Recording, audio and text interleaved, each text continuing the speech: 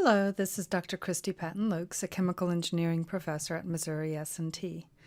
In this lesson, we're going to begin looking back at Chapter 8, and then soon we'll be looking at Chapter 9. But these two chapters are where heat transfer and mass transfer come together.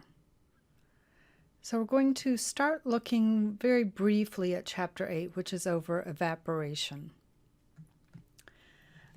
So I think you know what evaporation is, but formally it's the process of removing the vapor from a boiling solution so that you leave a more concentrated solution. This does require heat input in order to maintain that boiling condition. And you're going to be doing this using various pieces of equipment, such as an open kettle, which is frequently the way we think of doing at home. You know, you have a pot of something and you boil so that your sauce thickens. You can have solar evaporators, very commonly done out, say you're wanting to thicken something or concentrate a solution outside. You can do this with solar evaporation. But we also have much more sophisticated looking equipment, such as circulating evaporators or falling film evaporators. Whatever equipment you're using, the analysis will require a combination of mass and energy balances that include phase change and an understanding of the solution thermodynamics. So is there going to be heat of solution involved in this?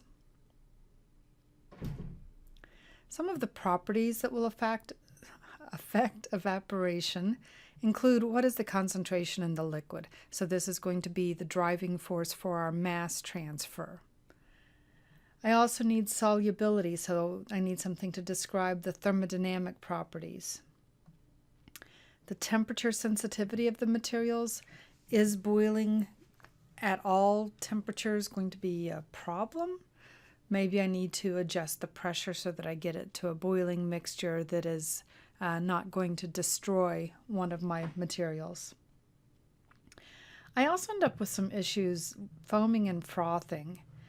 When you have this happen, you don't have good mixture in this region, and so this becomes a problem of operation. The pressure, again, that's related to the temperature.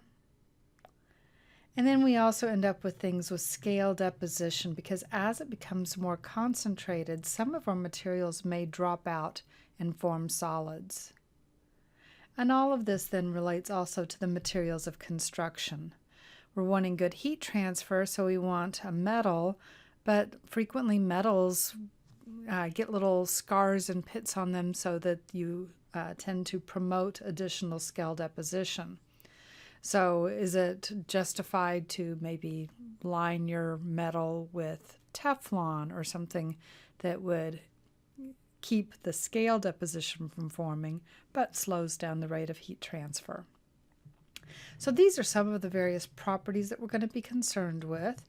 We're going to focus really on the issues of the concentration gradient, the temperature gradient, and solubility. So mass balances, energy balances, and those thermodynamic relationships.